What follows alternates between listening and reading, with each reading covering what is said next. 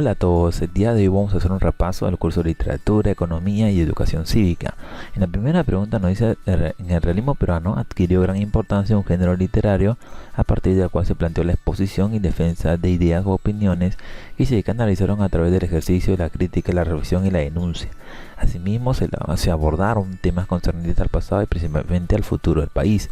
Este género fue lo más importante.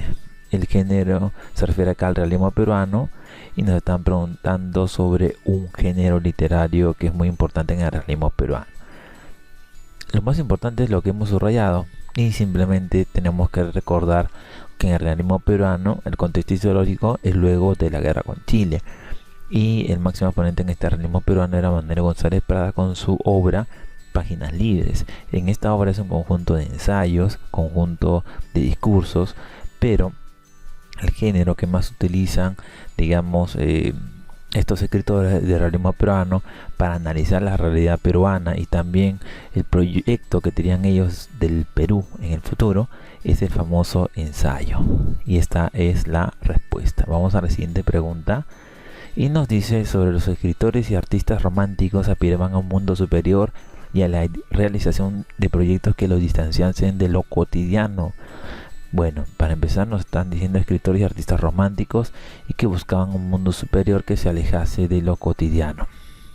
De acuerdo con esta idea, se puede inferir que un rasgo de la actitud romántica, primero, nos están hablando sobre el escritor romántico. El romántico busca un mundo superior y se aleja de lo cotidiano. Lo cotidiano es el mundo común que conocemos nosotros. Esta actitud de romántico no es nueva, sino que ya se daba también en el barroco. Por ejemplo, ahí se llamaba la literatura evasiva. Y un ejemplo es en la obra de Calderón de la Barca, el Gran Teatro justamente del Mundo y La Vida de Sueño. Son de acuerdo a su contexto histórico, digamos, ¿no? No es algo nuevo del romántico. En este caso, al alejarse de la realidad, también esta actitud se ve, por ejemplo, en el modernismo hispanoamericano. Pero, ¿a qué se refiere todo esto? A una idea, a un mundo ideal, a un idealismo, a un, digamos, ese mundo superior es alejarse de esta realidad. Ese es el famoso idealismo. Y el romántico lo que hacía era, para eso, buscaba, digamos, algunos mecanismos para buscar ese mundo superior y alejarse de la realidad, como tomar mucho vino, el opio, etcétera, etcétera. Y digamos, a partir de esto, que es el año 1830 aproximadamente, no, más antes, incluso 1805 aproximadamente en Europa, eso es la famosa actitud del artista que se conoce como una vida bohemia. Esa palabra la van a escuchar mucho.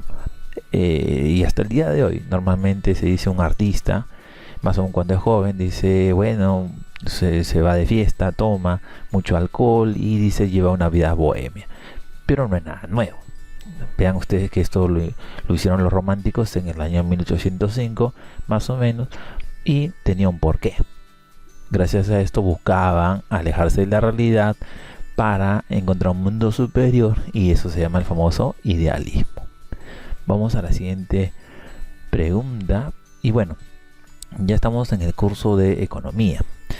Nos dice: los impuestos aplicados a la renta y a las transacciones de la cerveza se definen respectivamente. Bueno, un ejemplo sobre la cerveza. Y nos están hablando los impuestos que se aplican a esta bebida. Bueno, entonces acá la pregunta se referencia al impuesto pagado para recibir ingresos y a la venta de cerveza. Los impuestos directos recaen sobre las propiedades y el ingreso de las personas naturales y jurídicas, mientras que los impuestos indirectos ya están incluidos en el precio, por lo cual paga una persona, digamos, cuando compra un bien o un servicio, como una cerveza o una gaseosa. Entonces el impuesto a la renta, es decir, estos ingresos, obviamente por esta cerveza, es directo. Y por la transacción, es decir, esta venta de la cerveza, es indirecto. Acá la respuesta es la letra D. Vamos a la siguiente pregunta. Nos dice: en el Perú, la principal fuente de ingresos tributarios del gobierno está representada por el impuesto Bueno, nos están hablando en el Perú y un tipo de impuesto es la principal fuente de ingresos tributarios del gobierno. ¿Cuál es? Bueno, lo que sucede que los ingresos tributarios están comprendidos como ingresos corrientes dentro de un presupuesto público del Perú. Estos impuestos, justamente esos tributos, se van a dividir en impuestos, tasas y contribuciones. Este dato es muy importante. Ahora, digamos, justamente el impuesto a la renta es justamente de todos estos. Es el impuesto que genera, el impuesto general a las rentas, que es justamente el que genera mayor cantidad de ingresos. El impuesto general a las ventas. Incluso, digamos, hay otros impuestos: el impuesto general a las ventas, el impuesto a la renta, el impuesto selectivo al consumo, el impuesto a la importación. Pero el que genera mayor ingreso es justamente el impuesto general a las ventas, que según los reportes de la SUNAT en enero del año 2017 eran de 5.133 millones de soles. Imagínense ustedes. La respuesta es la letra D. Vamos a la siguiente pregunta y nos dice: es el paradigma que considera el impacto negativo que los procesos productivos y sociales causan en el ambiente en perjuicio de las generaciones futuras. Bueno, lo que pasa es de que nos están preguntando aquí sobre un paradigma. Ahora, justamente, ¿qué considera el impacto negativo? Nos dice, ¿no? El impacto negativo que los procesos productivos y sociales causan en el ambiente en perjuicio de las generaciones futuras. Y bueno, lo que sucede acá, que hay que explicar esto un poco. Lo que pasa es que los procesos productivos generan bienes y servicios, digamos, incrementando el Producto Bruto Interno, es decir, el famoso PBI, Producto Bruto Interno, del país, obviamente, ¿no? Sin tomar en cuenta la producción del futuro. Es obvio, porque acá se piensa en el presente, pero no se está pensando en el futuro, digamos, ¿no? Las soluciones que se buscan es en el presente y no en el futuro. Esta teoría del desarrollo sostenible implica la satisfacción de las necesidades de las generaciones presentes, es decir, actualmente, sin comprender la capacidad de las generaciones futuras para satisfacer sus necesidades. Claro, como ya hemos explicado antes, lo que pasa es que se da prioridad, y la prioridad es en el presente. Entonces, este paradigma, esta teoría que considera el impacto negativo de los procesos productivos a generaciones futuras, se llama justamente desarrollo sostenible, y como lo hemos explicado, se centra básicamente en el presente y no en el futuro. Acá la respuesta es la letra B. Vamos a la siguiente pregunta y nos dice: en el Perú, la institución encargada de aprobar el presupuesto general de ingresos y gasto de gobierno durante un año, bueno, acá nos dice aprobar el presupuesto general de ingresos, lo que ingresa y lo que sale, digamos, en dinero del gobierno durante un año. ¿Quién es esta institución? Hay que explicar.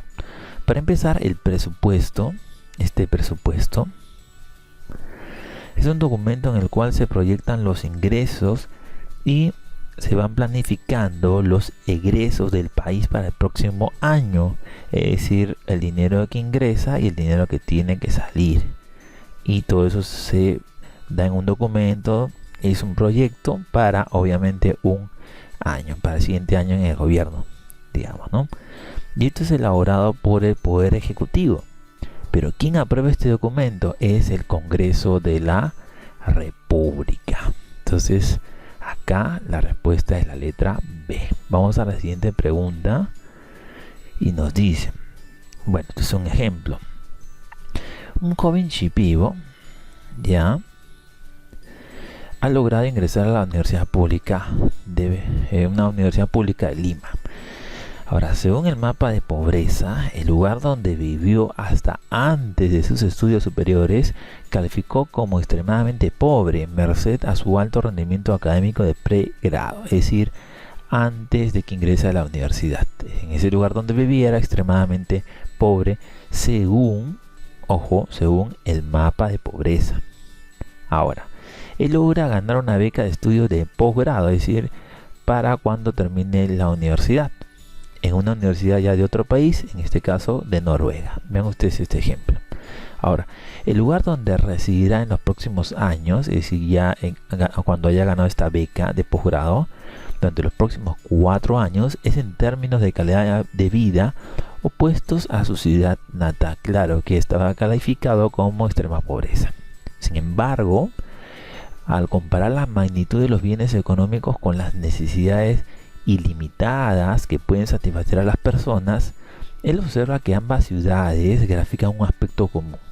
Claro, lo que pasa es que su ciudad natal y la ciudad, digamos, vamos a ponerlo así, por ejemplo, del futuro, donde él ha ganado esta beca en el extranjero, y recuerden que la ciudad natal es, digamos, acá en el Perú. A pesar de que acá en la ciudad natal había pobreza y en la otra no lo hay, son, digamos, opuestos en ese aspecto económico, pero la pregunta nos dice, a pesar de todo eso, hay algo que tienen en común estas dos ciudades. Justamente nos están preguntando qué es ese aspecto en común. Bueno, lo que pasa es que hay dos escenarios, como hemos visto, ¿no? Una ciudad natal y la del futuro, digamos, ¿no? La escasez es una situación en la cual las necesidades superan al recurso existente. Es el principal problema que enfrenta la economía. Si algún día alguien lo resuelve, la economía dejará de existir, digamos, en teoría, digamos, ¿no? O sea, hay muchas necesidades y pocos bienes para satisfacer estas necesidades, digamos, ¿no? Es decir, satisfacer absolutamente a todas las necesidades, eso sería algo ideal. Sabemos que en la realidad eso no se da. Ahora, en cualquiera de los dos escenarios, estas dos ciudades que hemos hablado, siempre se manifiesta la escasez, ya que siempre las necesidades serán mayores a los recursos, digamos, ¿no? Siempre habrá una escasez, porque no se podrá satisfacer absolutamente en general todas las necesidades. Eso es algo ideal, digamos, ¿no? La respuesta es la letra D, la escasez. Vamos a la siguiente pregunta. Nos dice: un profesor de una institución educativa pública de Lima ha escrito en la pizarra la siguiente fórmula económica, digamos, ¿no? Nos dice TH es igual a F, es una función, y nos dice PB, PH por EB, AN, digamos, ¿no? Entonces es una función, es una fórmula.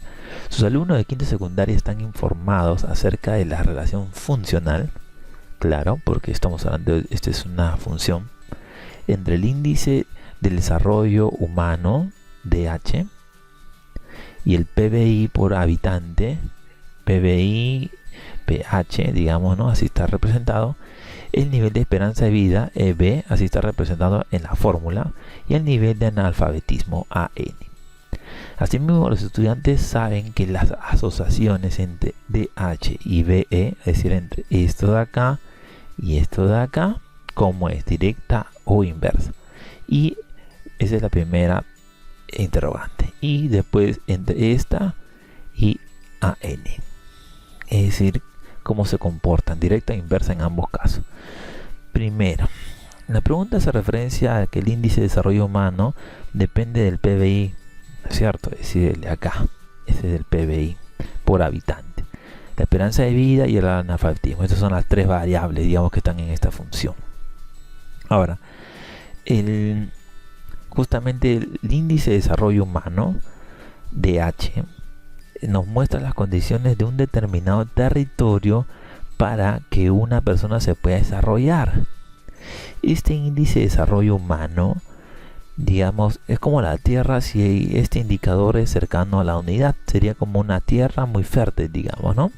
Cualquier semilla que caiga en esa tierra crecerá muy bien.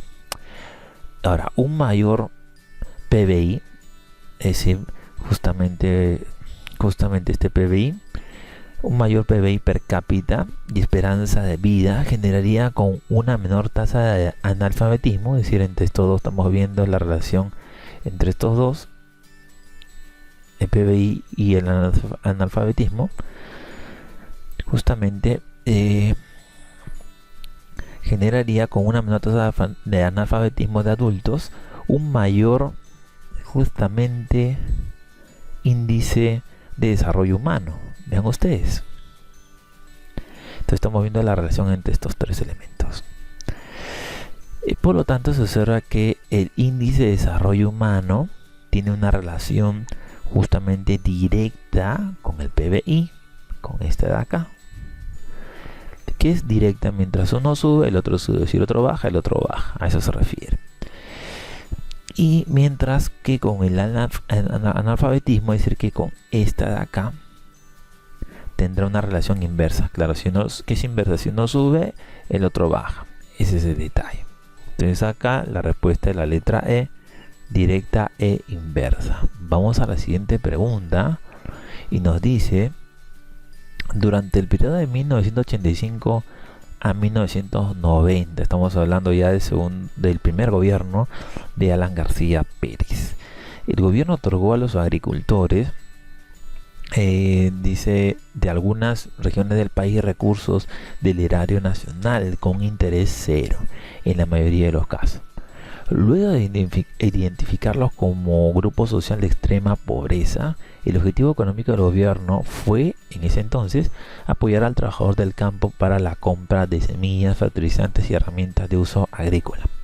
Al ser parte de la política económica, la entrega de dinero al pequeño agricultor es una forma de ¿qué? Claro, porque acá estamos viendo que esta entrega de dinero al agricultor es parte de una política de gobierno, digamos, ¿no?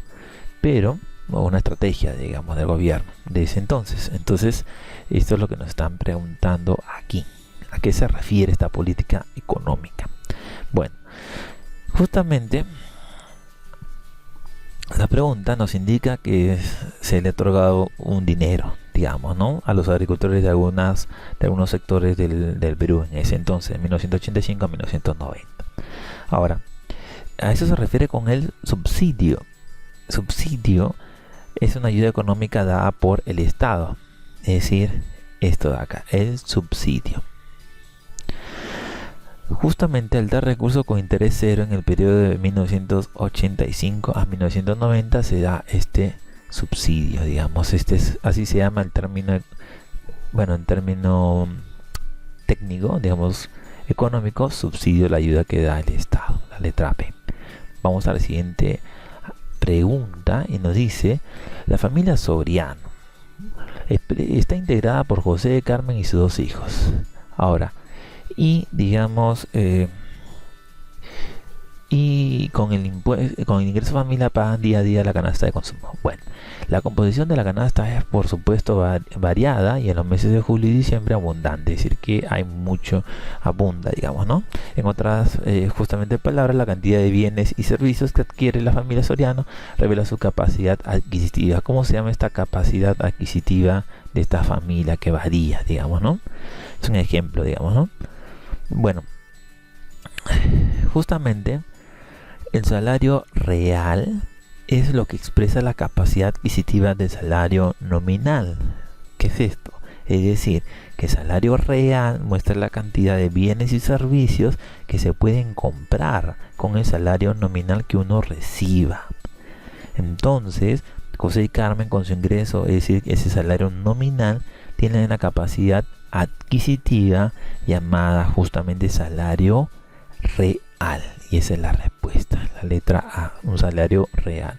Vamos a la siguiente pregunta y nos dice: cada 3 años por lo general el estudiante peruano de 15 años es evaluado en competencia para la vida mediante la prueba PISA. Más aún, los sucesivos gobiernos invierten recursos monetarios en mejorar el sistema escolar y mediante los acuerdos comerciales reducir los costos de productos tecnológicos importados.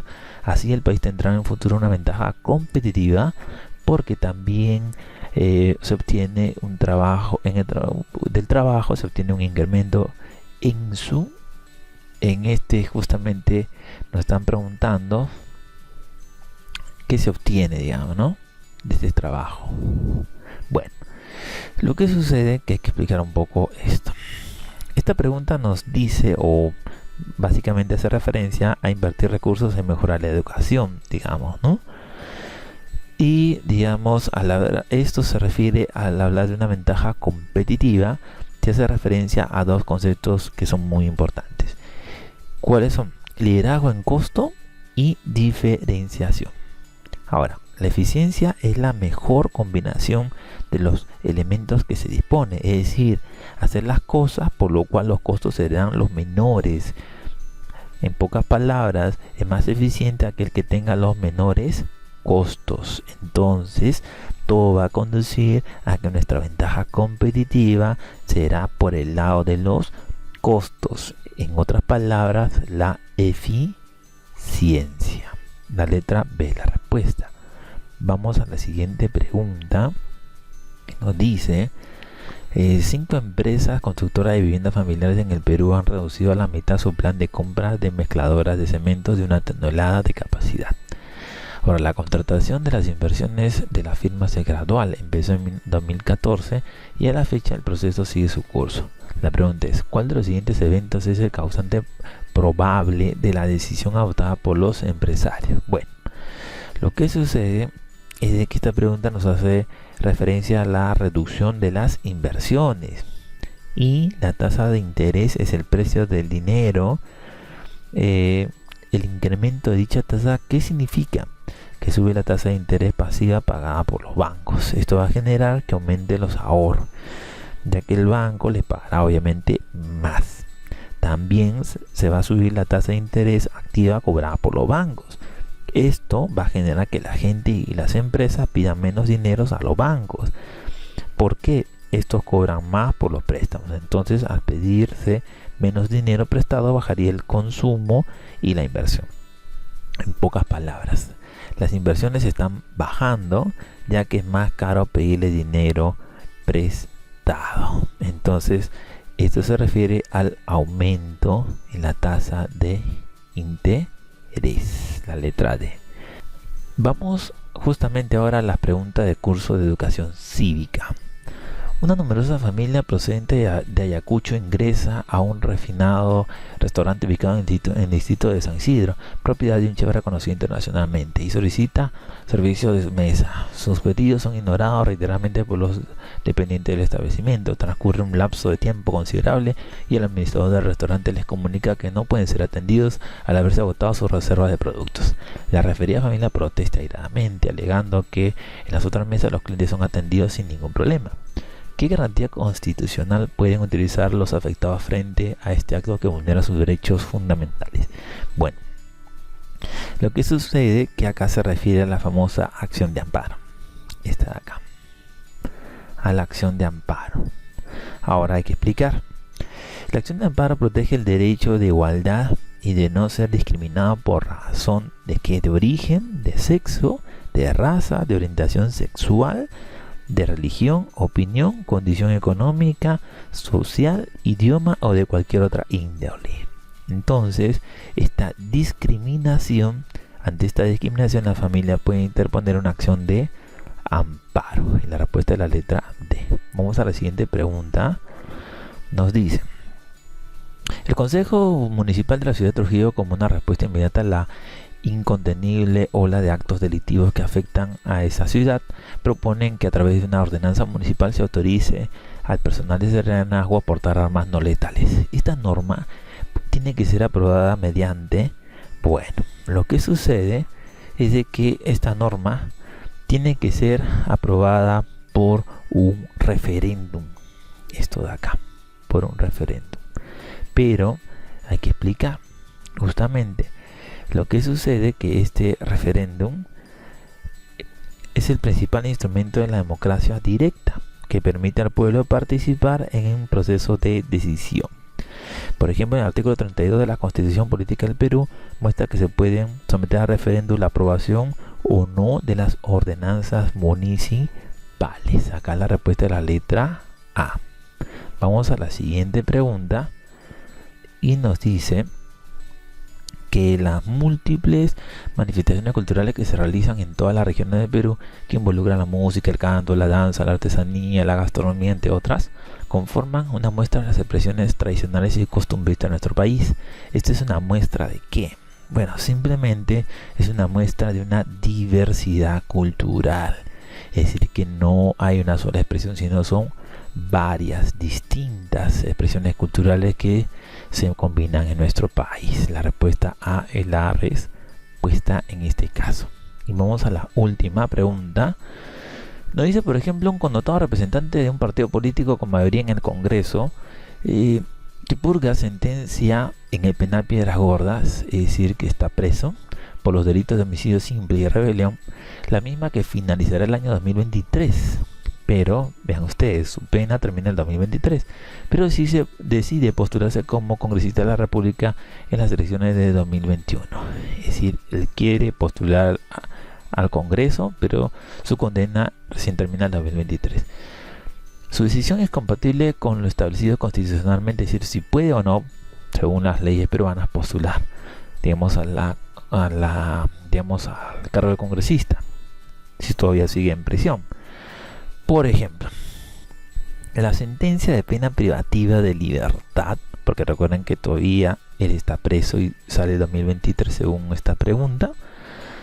Esta sentencia privativa de la libertad es un impedimento para poder participar en un proceso electoral eligiendo o siendo elegido. Sin embargo, hay que recordar que hay personas que estando presas pero sin sentencia judicial han podido postular, como ha sido el caso de Antauro Humala en 2006, que postuló al Congreso estando preso pero no tuvo éxito. Entonces, en este caso, esta persona no podrá postular a las elecciones del 2021, ya que cuenta con una pena privativa de la libertad. Entonces, acá la respuesta es la letra D, justamente que no puede participar. Esperamos que les haya gustado este video, esperamos sus comentarios y sugerencias y los invitamos a que se suscriban a este canal para que puedan ver todos los videos que tenemos para ustedes. Gracias a todos.